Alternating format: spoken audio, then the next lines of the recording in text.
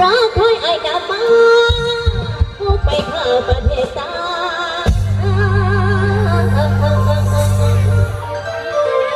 และใครแรงงานรับจ้างอยู่ทั้งหุ่นประตังแดงและแม่ละปากอยากแทนแค่ไอ้คอยน้องสาวน้องยังคอยใส่มาจากต่างแดนนอกแฟนนอกไปกูท้อขอให้ได้กลับคืนมาเป็นเสียยังให้สมความตั้งใจให้อย่าพันมันอย่าพอต้องรอถ้ามีเรื่องเยอะคิดด่วนจะโทรฟังบางครั้งเรียกหลายบ่ได้ห่วงใยบ่ได้มาหาเมียใหญ่ต้องใจใหญ่เธอพูดอย่าไปเห็นแก่ตัวตามคุมพวงตลอดเวลาแต่ตัวละคิดต้องได้สิ้นจะส่งสินค้า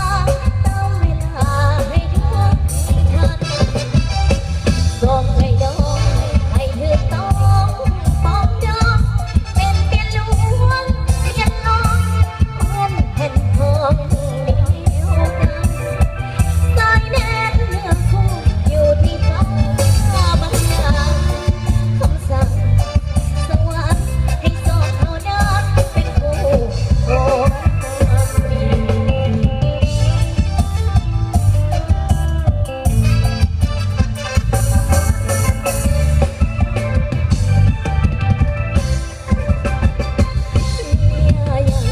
ต้องใจใหญ่เพื่อผัวอย่าไปเห็นแก่ตัวตามคุมพวงตลอดเวลาให้ธุรกิจต้องได้สิ้นเป็นทางจะส่งสินค้าตามเวลาให้ทุกทันส่องให้น้องให้เธอต้องปองดองเป็นเปียหลวงเปียน้องเหมือนแผ่นทองเดียวกันสายแน่นเนื้อคู่อยู่ที่ฟ้าบรรดาคำสั่งสวรรค์ให้สองเท่านั้นเป็นคู่โอ้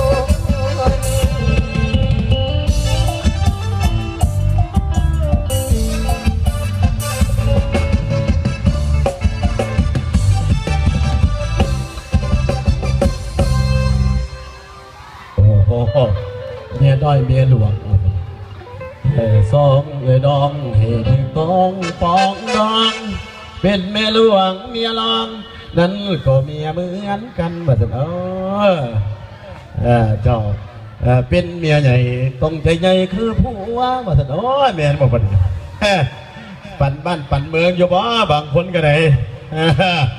บางคนมาเสียคำทองหัวปทอเสียผัวให้ผู้อื่นดอกมาสิบางคำบางคนมามีคำทองหัวผู้มีผัวก็ได้แต่บางคนมีหดเมียสี่เมียห้าเมียหกเมียเจ็ดเมียแปดคนละบางคนก็ได้แต่ว่าเหตุของประเพณีนี่ให้มีผัวหนึ่งเมียเดียวจะเสร็จคือมีมือมีเด้อผู้จัดการวงเด้อพอจะมามีเมียสองสมองแตกมีเมียสามม้ามแตกเมียสี่บีแตก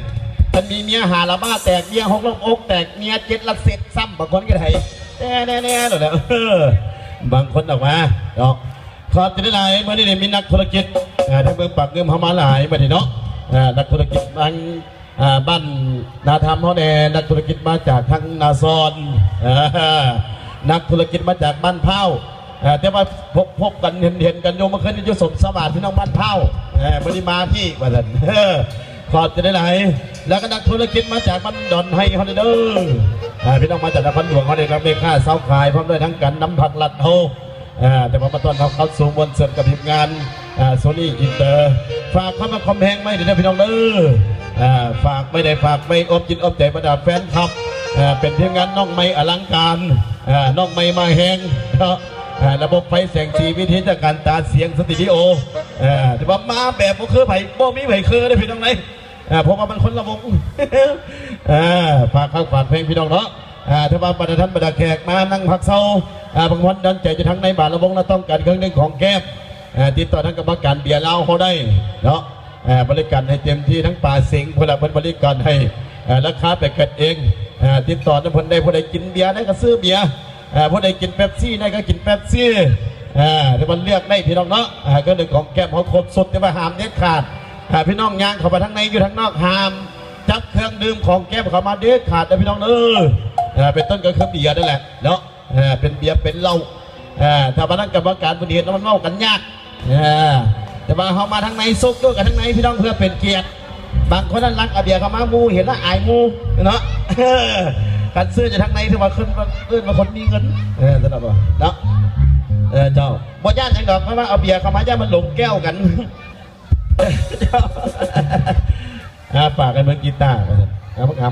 ำข้าวขอบใจนะเอาเด้อขอบใจได้ไหนเพราะต้องฝากกันเมื่อกีตาร์แล้วมันคือรอตายประเดี๋ยวท่านไม่เป็นผัวได้ป่ะท่านบ้าหยอกไอ้บ้าสุดไอ้บ้ามาแต่บ้านแต่เนี่ยได้ทำไงแต่ภาษาคันเราจะได้เอาไปนะเดี๋ยวจัดในสิมีเพลง